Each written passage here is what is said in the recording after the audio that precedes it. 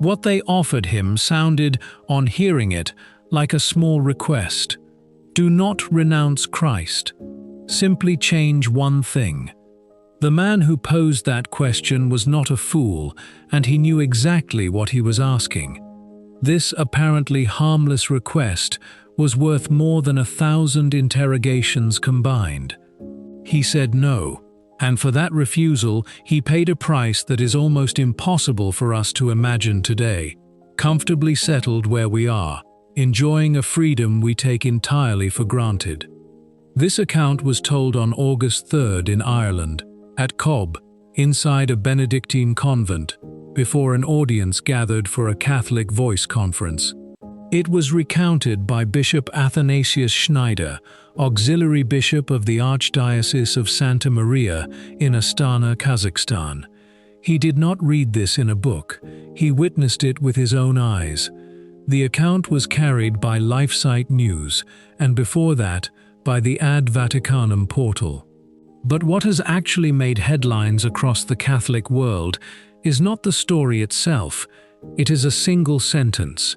We will come back to it shortly, but first it is necessary to understand where Schneider actually witnessed all of this firsthand, because without that specific place, his testimony would not carry the same weight it carries. Soviet Kazakhstan, a Catholic community made up largely of German and Polish deportees brought there by force, who gathered secretly in private homes, without a church, without any freedom to worship openly.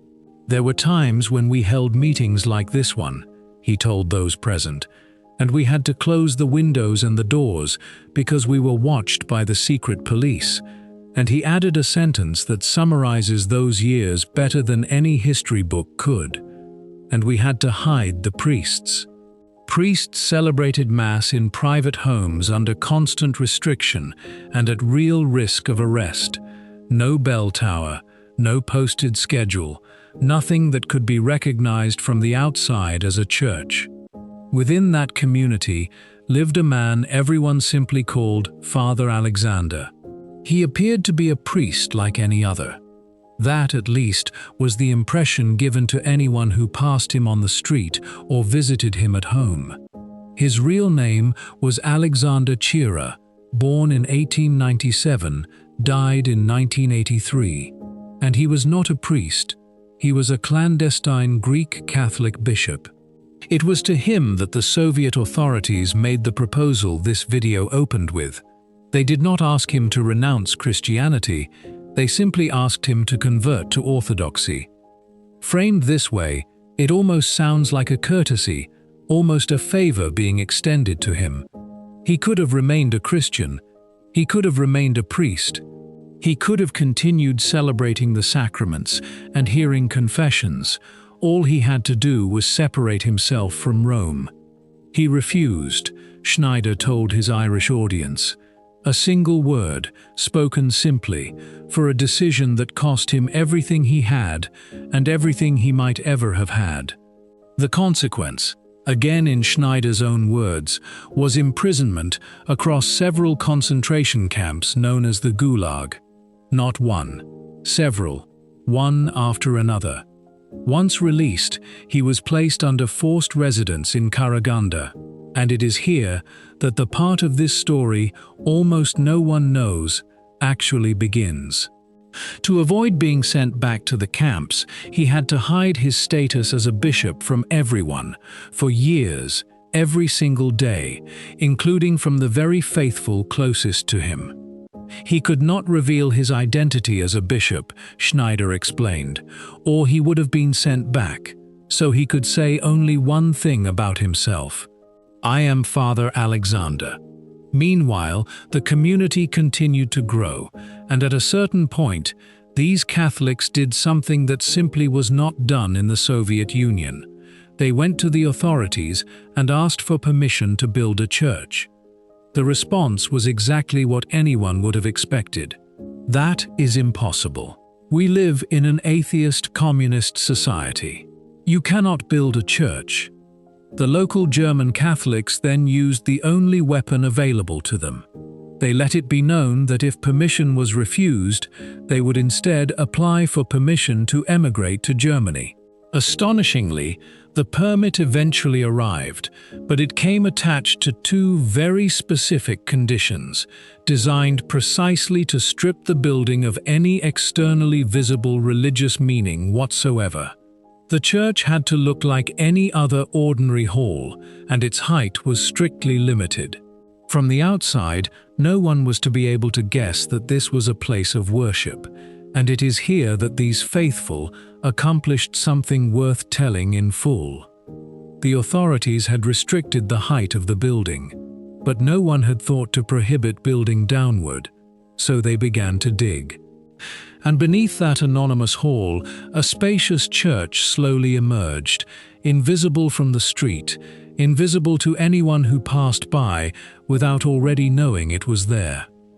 Schneider describes it with words that sound less like those of a bishop and more like those of a child recalling something wondrous. Ceiling frescoes, gold, beautiful side altars. Built, he says, with so much love. A community that could not be permitted to have a church above ground built one underground instead, and filled it with gold, under a regime that would make them pay dearly for exactly that kind of devotion if it were ever discovered. Now return to Cove, Ireland, to that room inside the Benedictine convent, and to what Schneider told those present once he had finished his account. He compared those years to the situation the church faces today, and then he spoke the sentence that has since gone viral across Catholic websites. The most precious gift we have received is the faith, the Catholic faith, the true Catholic faith. And immediately after comes the actual appeal, the one that has sparked genuine debate. We must therefore be Catholic 100%, not 50%, not 80%, 100%. This is the divine faith. To support his point, he quoted the Gospel, which says that whoever breaks even the smallest of the commandments will be considered least in the kingdom of heaven. Stated this way, it might sound almost banal, the kind of sentence one accepts without a second thought. Of course, one should be 100% Catholic. Who would ever say otherwise? But this is precisely the point at which the story of Karaganda stops being simply a moving account to listen to and becomes something considerably more unsettling, something that concerns us directly as well. Because no one ever asked Chira to renounce Christ. No one asked him to blaspheme, to spit on a crucifix, to declare himself an atheist before anyone. In substance, they asked him for a percentage. They asked him to remain 90% Christian and to give up the 10% that concerned communion with Rome specifically. Regimes almost never demand everything all at once, because they know full well they will meet outright refusal. They ask for a portion, the smallest possible portion, the one that seems insignificant in the moment it is asked. And those who accept it almost never feel they have betrayed anything at all. They feel instead that they have successfully saved the other 90% of what they possessed. This is precisely the point at which the two halves of Schneider's talk converge. And it is exactly why he told the story of Karaganda before delivering that specific sentence about being 100% Catholic. Without that account, the sentence would remain a mere figure of speech, a pious platitude. With that buried history attached to it, however, the question becomes very precise and very uncomfortable indeed. What is the 10% you yourself are being gently asked to give up today? That clandestine underground church was finally completed, and the faithful found themselves facing an unforeseen problem. They believed there was no longer a single Catholic bishop left anywhere capable of consecrating it. On June 29, 1972, Father Alexander put on his episcopal vestments, and for the first time, everyone present understood exactly who he actually was. people began to weep. One elderly woman later recalled that there was more weeping that day than there was holy water. That single word, Kira, offered in response to the Soviet proposal, deserves to be sat with for a moment longer, because its simplicity is precisely what makes it so demanding to actually imitate. He did not deliver a theological treatise defending the primacy of Peter. He did not compose an argument. He said no, and then he spent decades paying for that word, first in the camps, and afterward in a kind of quieter and in some ways more exhausting captivity, an entire life lived under a borrowed and diminished identity, unable even to tell the people he was shepherding who he actually was, because the truth itself had become dangerous to speak aloud. This is worth pausing on specifically, because it is the detail Schneider clearly wanted his Irish audience to sit with as well. Kira's fidelity did not cost him only in the dramatic moment of refusal. It cost him continuously in the ordinary daily discipline of never once letting the truth slip, not to a friend, not to a trusted parishioner, not even, presumably, in moments of exhaustion or loneliness when the temptation to simply be known might have felt overwhelming. 22 years passed between his release from the camps and the day he finally put on his episcopal vestments in that underground church in Karaganda. 22 years of being, publicly and daily, only Father Alexander, while remaining, in the truth no one around him was permitted to know, a bishop of the Catholic Church in full communion with Rome. That is not a single dramatic act of courage. It is courage stretched out and repeated, quietly, for over 2 decades, with no applause, no recognition, and no guarantee it would ever end any differently than it began. Schneider's decision to place this specific story immediately before his call to 100% fidelity is, on reflection, the most important structural choice in the entire talk. Because stripped of the Karaganda account, the call to be 100% Catholic risks landing exactly the way the video already noted, as something close to a truism, a sentence every practicing Catholic would nod along to without feeling challenged by it in any concrete way. Attached to Kira's specific story, however, the sentence stops being abstract. It becomes a direct question addressed to the listener's own present circumstances, whatever those circumstances happen to be. Kira was never asked to reject Christ outright. He was asked to give up 10%, the specific 10% concerning communion with Rome, while being permitted to keep everything else that, to an outside observer, would have looked indistinguishable from ordinary Christian practice.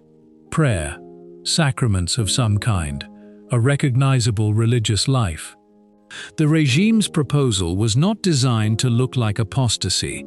It was designed, deliberately, to look like a reasonable and almost generous compromise, one that would have let him keep nearly everything he valued while surrendering only a single, seemingly technical point of ecclesiastical allegiance.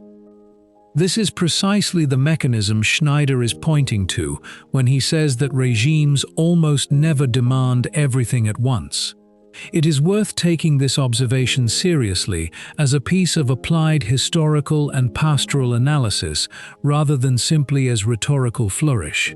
Throughout the 20th century, totalitarian regimes that sought to bring the Catholic Church under state control, whether in the Soviet Union, in Communist China, or in Nazi-controlled territories, consistently structured their demands this way. Not an explicit renunciation of Christ, which would have provoked immediate and total resistance from believers who understood clearly what was being asked of them. Instead, a narrower and more technical-sounding request: register with a state-approved religious body. Accept a bishop selected with state input rather than through the ordinary channels of ecclesiastical communion. Sever, formally, a specific administrative link to a foreign authority, Rome, while retaining everything that looked, to the untrained eye, like the same faith, practiced the same way it always had been. The genius of this approach, from the regime's perspective, was precisely that it did not feel like betrayal to most of those who accepted it. It felt like prudent survival, like saving 90% of something precious rather than losing all of it to a fight that seemed unwinnable.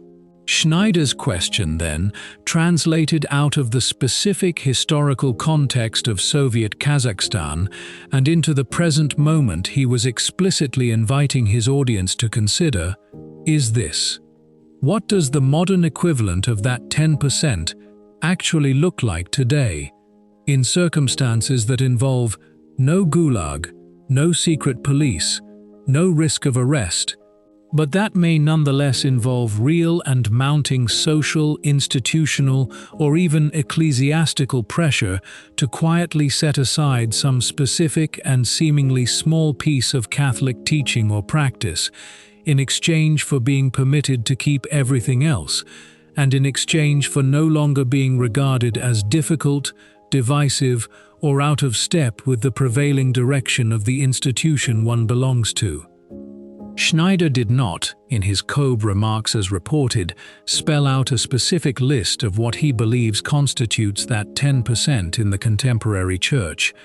That restraint is itself worth noting, because it means the question he actually posed functions as a genuine examination of conscience, rather than a scripted indictment of any single named policy or person.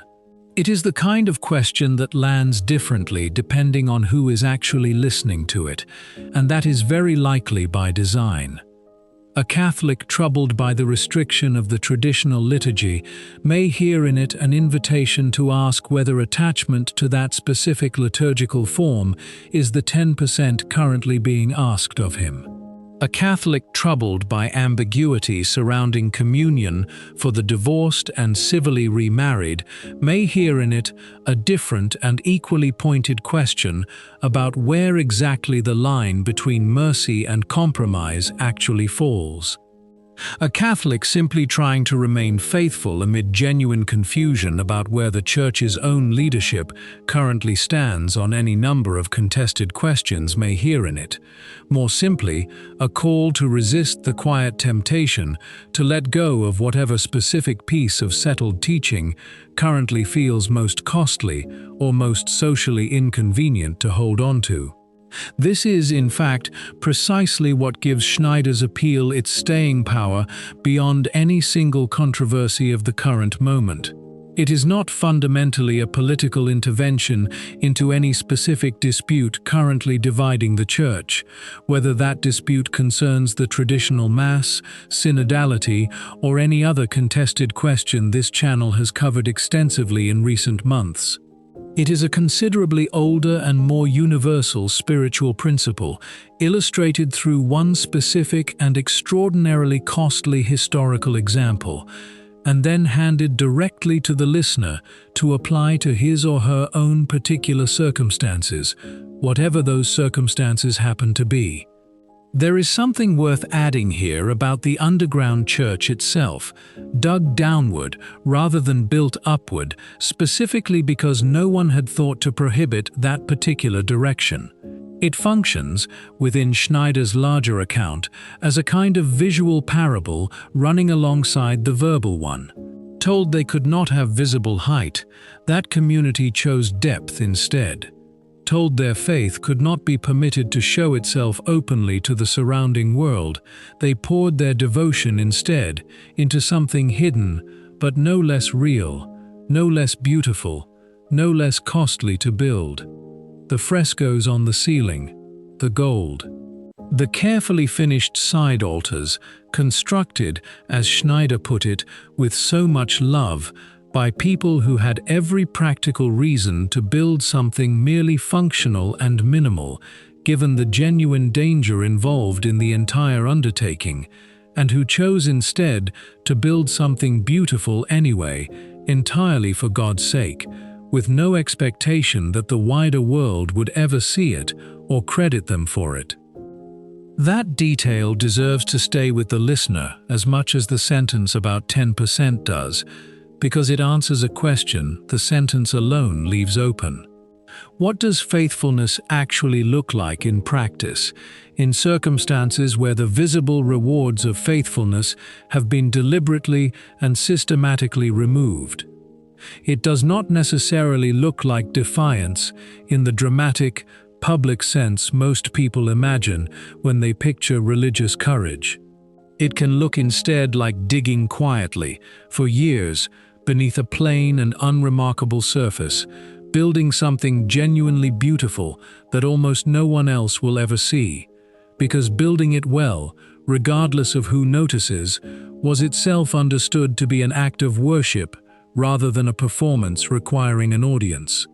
The final image Schneider offered his Kobe audience, the completion of that underground church, and the day in 1972 when Father Alexander finally put on the episcopal vestments no one present had ever seen him wear, deserves to close this account exactly the way Schneider himself chose to close it.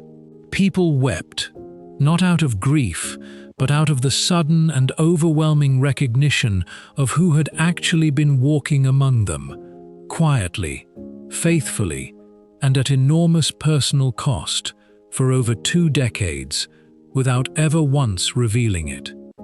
One elderly woman's specific recollection, that there was more weeping that day than there was holy water, is the kind of detail that resists paraphrase, and it is worth leaving exactly as she gave it. Whatever specific application any individual listener ultimately draws from Schneider's call to 100% fidelity, the account he chose to precede it with was not decorative. It was the entire argument, carried in narrative form rather than in abstract propositions, and it leaves behind a question that does not require a gulag, a secret police, or a Soviet border to remain genuinely and personally uncomfortable. What is the 10% being asked of you? What do you think? Leave a comment below. Amen. God bless you.